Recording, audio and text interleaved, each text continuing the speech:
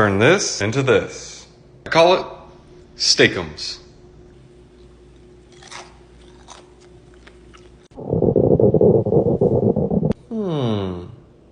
We're out of bacon, but we got steak. I think this is enough. Karen, do your thing. Cheapest steaks money can buy. Heat check. Make it kosher. Roast them.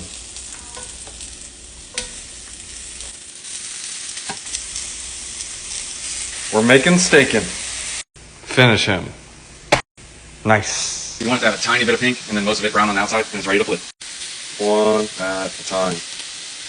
Shut off the heat. Crispalize them with this. Let it rain. And some of this. Do your thing. Done. Serve it with some lettuce, tomato. Nice. Taste test. That's good. This wrap test. Also good.